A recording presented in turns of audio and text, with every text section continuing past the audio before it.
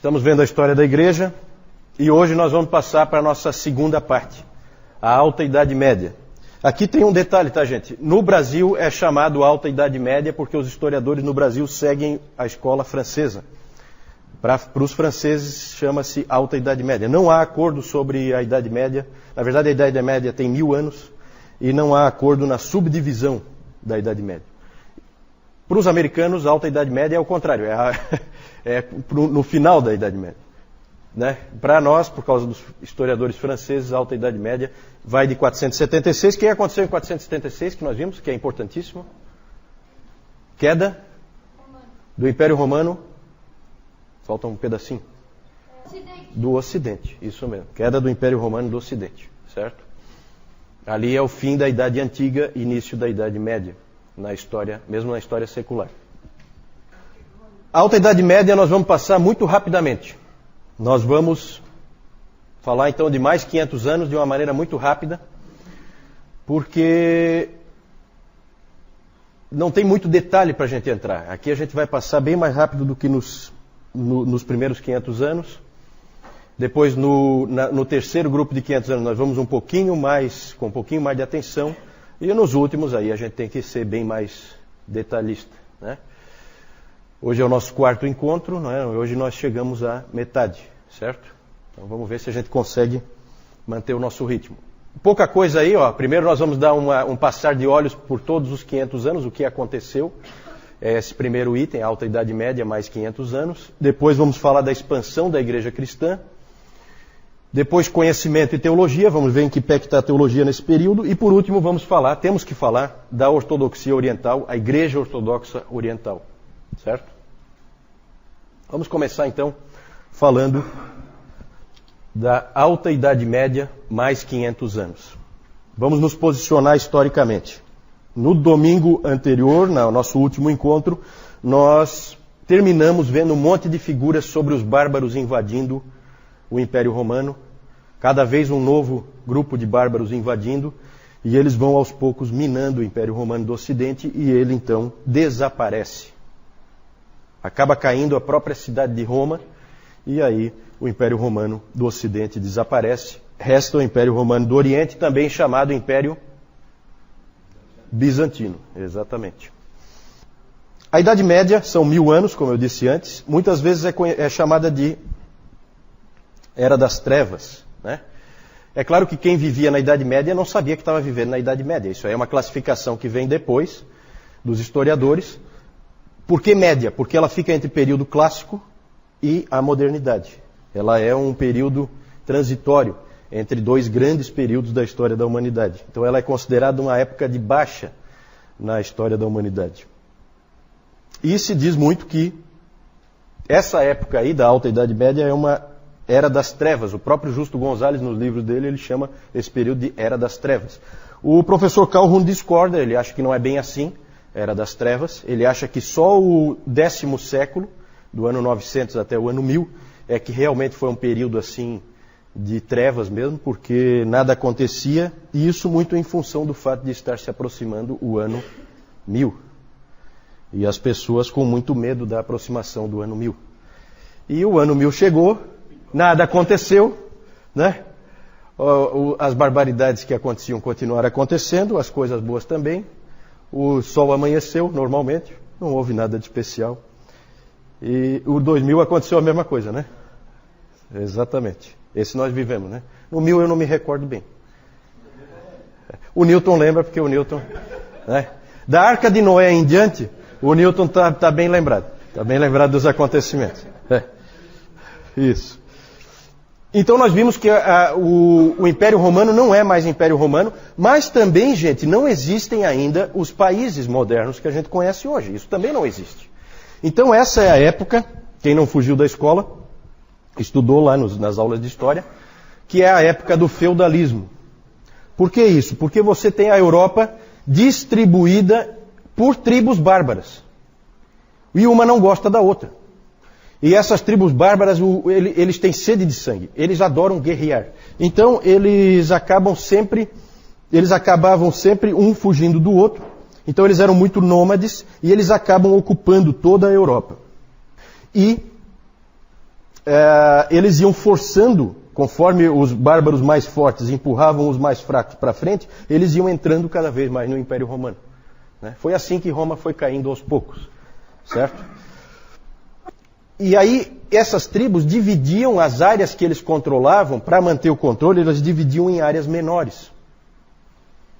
Essas áreas eram entregues para determinados senhores. O rei de cada tribo bárbara dessa entregava para homens da confiança dele, entregava determinadas regiões. Ó, você vai cuidar dessa região aqui, você vai cuidar dessa.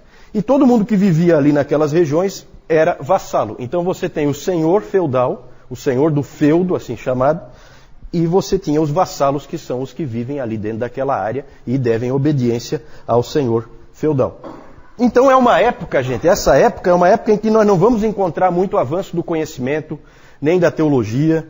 É uma época de camponeses, agricultores e soldados, certo? É uma época, tipicamente, as pessoas que você vai ver nessa época são camponeses, soldados, e a única coisa que dava unidade entre todas essas tribos era o quê? O cristianismo. O cristianismo. Exatamente. Então, nessa época aí, alguém disse que não adiantava você chegar para uma pessoa que vivia nessa época e perguntar para ela assim, de que país você é? Ela não vai te entender. Isso não significa nada. Mas pergunte para ela de que bispado ela faz parte e ela tem a resposta na ponta da língua. Então vejam a unidade que vem do fato da igreja estar presente no meio de todos esses povos bárbaros. Todos não, né? Os que estavam dentro do Império Romano, esses estavam sob a influência também da igreja católica romana. Nesse período nós já podemos falar em igreja católica romana, tá? A gente evitou de falar anteriormente da igreja católica romana, mas eu mostrei para vocês, nosso último encontro, no final eu mostrei um papa, que esse é o papa que é mais ou menos o marco do início da igreja católica romana, que é o papa, alguém lembra? Leão I, exatamente, Leão I.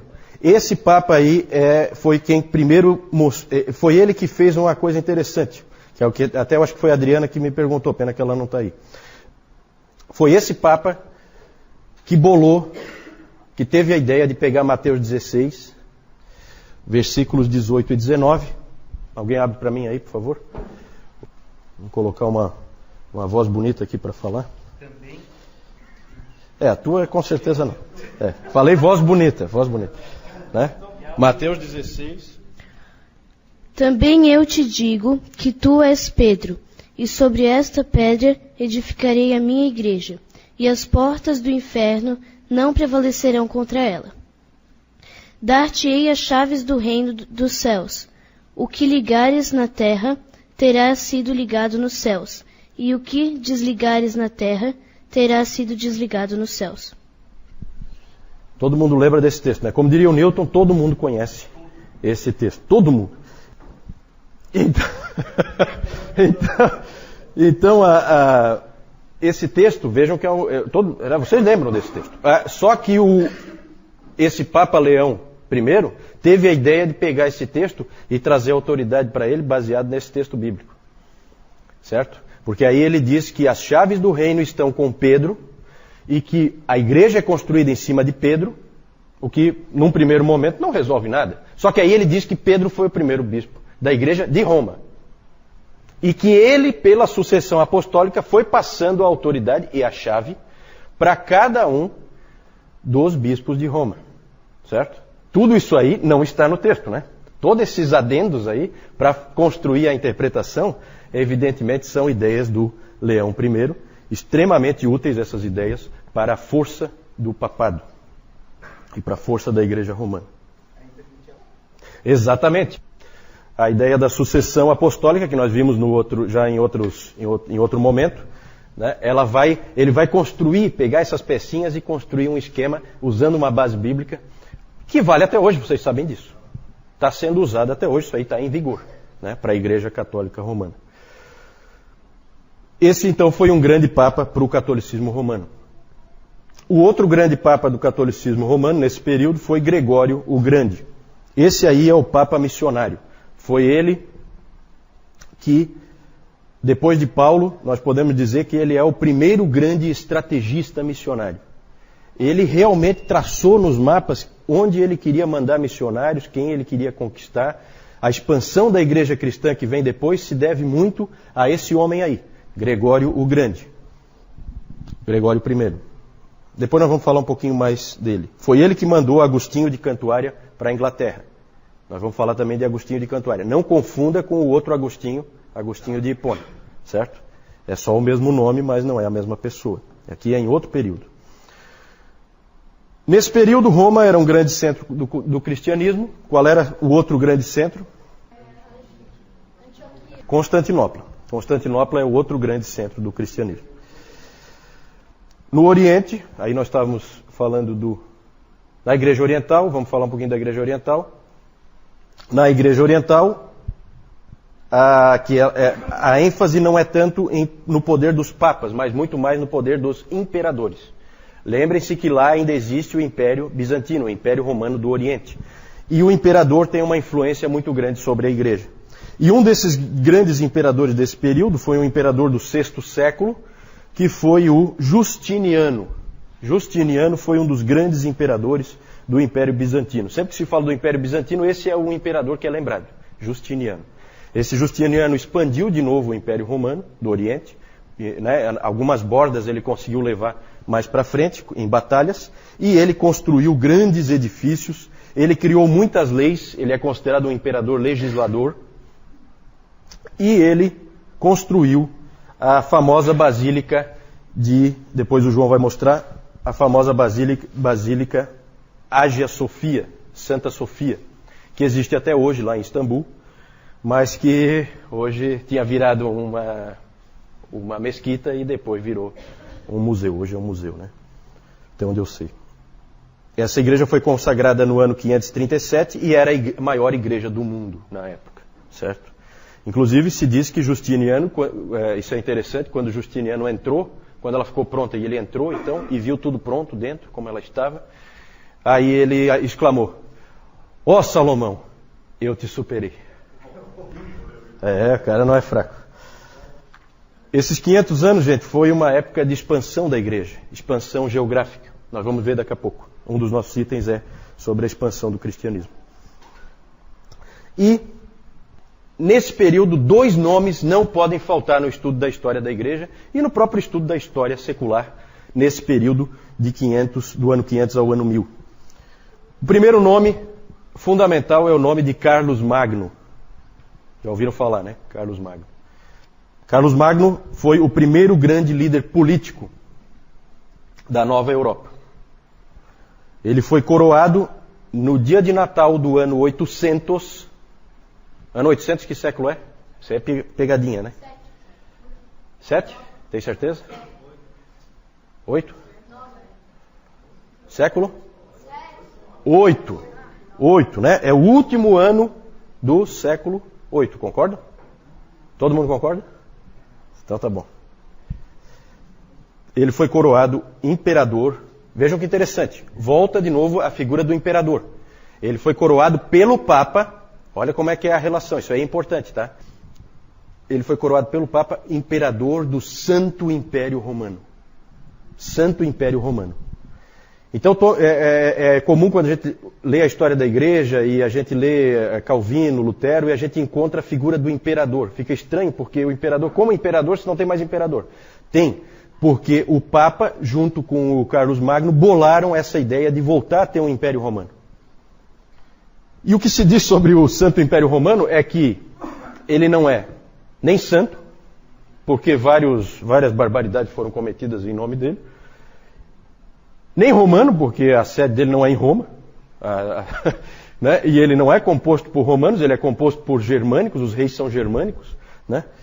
E nem império, né? Porque não é tão grande assim para ser um império. Na verdade, um pouquinho de maldade nessa frase aí de alguns historiadores, porque dá para dizer sim que foi um império, pegava uma área bastante grande, o João vai mostrar depois, pegava uma parte da França, uma parte da Alemanha, todo o norte da Itália ali, Então era relativamente grande o Império Carolíngio. O Império Carolíngio é uma referência a Carlos Magno. Enquanto no norte nós tínhamos a expansão da igreja, ao sul surgiu o grande inimigo do cristianismo.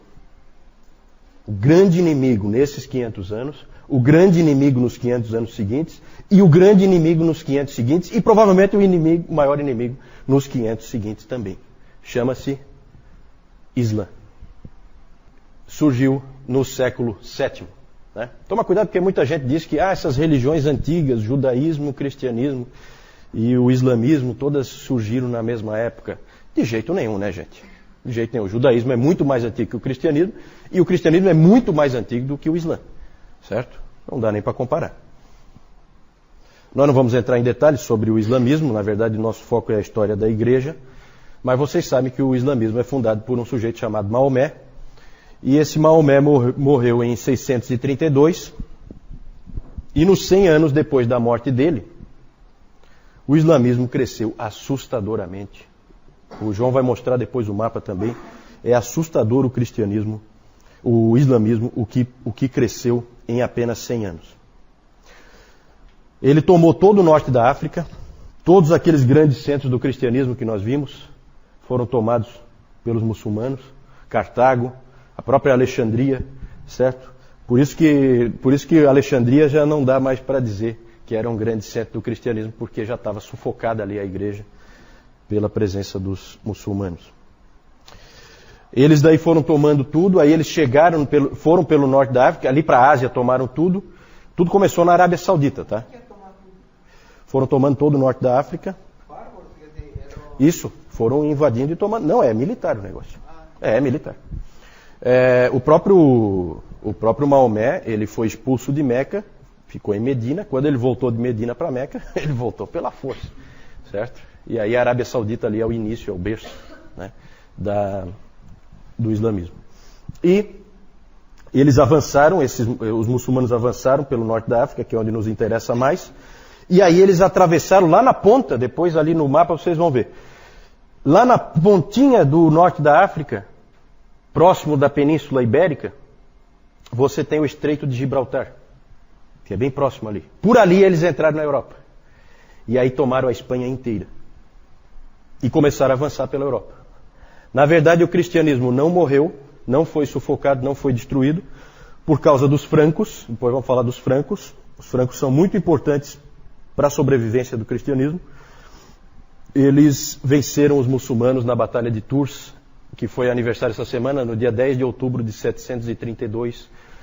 Eles venceram, o Carlos Martel, né? O Carlos Martel venceu com as suas tropas o avanço dos muçulmanos e conseguiu segurá-los na Espanha, eles não foram mais para frente. E do outro lado, em 718, as tropas do imperador conseguiram também conter o avanço dos muçulmanos. Eles não conseguiram tomar Constantinopla. Constantinopla, como nós vimos na outra vez, é estratégica, e eles conseguiram manter Constantinopla de pé. Então, nas duas pontas da Europa, houve proteção, houve segurança e o cristianismo ficou na providência de Deus protegido. Senão ele teria sido varrido do mapa. E só existiria islamismo. Na Ásia. Falamos, de vez em quando a gente fala um pouquinho da igreja na Ásia e na África. Por que a gente não fala aqui vocês aqui da frente, por que a gente não fala da igreja na América? Nunca falei da igreja na América. Porque ela foi descoberta bem É isso. A América ainda nem foi descoberta. Tá certo. Depois nós vamos falar da igreja na América. Ainda não, né? A igreja na Ásia. Na Pérsia, a igreja continua, a igreja nestoriana, certo? Lembrem-se sempre, na Pérsia a igreja é nestoriana. A igreja nestoriana sobreviveu ao domínio muçulmano, porque ali na Pérsia foi tudo tomado pelos muçulmanos. E ela inclusive conseguiu se expandir. Missionários persas chegaram, no ano 635, chegaram à capital da China. A capital da China, nesse período, a China era dominada pela dinastia Tang. Eles conseguiram chegar até lá, na China. Era Chang'an, acho, alguma coisa assim. Não tenho bem certeza. Na Índia, a igreja permaneceu viva. Na China, então, eles chegaram até a China. Na Índia, a igreja permaneceu viva, mas no meio de um monte de hinduístas, budistas. Então, igreja fraca, pequena, com dificuldade de sobreviver, perseguida. Né? Então, sempre foi assim. A igreja de Mar Thoma, né? Tem uma igreja lá. Mar Thoma, referência a Tomé. Certo? Lembre-se sempre, a igreja da Índia é uma igreja diferente, separada, fundada lá por Tomé. E na África, norte da África, já falei, os muçulmanos tomaram conta de tudo. A igreja conseguiu sobreviver no Egito, a igreja copta. Né? Então, em Alexandria permanece ainda a igreja, mas agora com bastante dificuldade por estar sufocada pelos muçulmanos. Na Núbia, atual Sudão, a igreja cresceu nesse período, mas praticamente desapareceu nos 500 anos seguintes. Na Etiópia é o único lugar em que a igreja permaneceu viva na África. E permanece viva até hoje. João. Então, como o Juliano estava falando, aqui nós temos o período do feudalismo, que ele era sempre composto por esses 3 grupos aqui. São os clérigos, os soldados e os camponeses, onde tinha a intervenção sempre da igreja ali. Aqui nós temos o Leão I, que ele era conhecido como o Grande, né? Grande, não porque ele disse, mas os historiadores acrescentavam, né? E ele foi papa, o papado dele começou em 440, terminou em 461. Depois nós temos aqui também o Papa Gregório I, que ele teve um papado também começou em 590 e terminou quando ele morreu em 604. E aqui nós temos aqui primeiro o imperador Justiniano, e aqui nós temos a igreja Hagia Sophia, que quer dizer Santa Sabedoria. Tá? Como a gente pode ver aqui, quando ela foi construída, ela tinha até uma cruzinha ali em cima que era uma igreja. Em 1453 ela passou a ser uma mesquita, tá? Onde os muçulmanos começaram a usá-la, e em 1935 daí ela passou a ser um museu. Aqui nós temos a coroação de Carlos Magno, ele foi coroado como o primeiro imperador romano, do Santo Império Romano. E nós temos aqui também Carlos Magno e o líder dos saxões. E aqui agora nós temos o Império Carolíngio, que o Juliano acabou de falar, tá? Que foi o Império de Carlos Magno. Essa parte azul aqui foi a parte que ele herdou quando o pai dele faleceu. O nome do pai dele era Pepino. E ele tinha outro irmão, que o irmão faleceu logo em seguida, então ele herdou toda essa parte aqui. Aqui nessa parte laranja aqui, foi onde ele foi conquistando. Então ele conquistou aqui todo o norte da Itália, pegou aqui a Alemanha, pegou essa região aqui, mas aqui também ele pegou. E essa parte amarela aqui é a região habitada pelos vassalos. Aqui nós temos a entrada de Maomé em Meca, tá? Nós temos a pregação do Alcorão, e aqui nós temos também a Batalha de Tours, que, como o Juliano mencionou ainda há pouco, na sexta-feira passada teve o aniversário dela, 10/10. Aqui nós temos a expansão dos muçulmanos. Ele começou aqui, tá? Na Arábia Saudita. Daí depois ele, num certo período, ele foi se expandindo, pegou o norte da África, deu um tempinho e mais tarde começou aqui também, onde ele passou aqui para toda essa região. Aqui ele passou pelo Estreito de Gibraltar, onde ele pegou aqui também a Espanha. A gente pode ver que aqui tem Espanha, tem Portugal, só que naquela época não existia Portugal, tá? E aqui também, para esse lado aqui, ele também começou a conquistar o islamismo, começou a se expandir. Eu não sei onde é que o João conseguiu uma figura em alemão ali, né? Esse João é coisa de louco.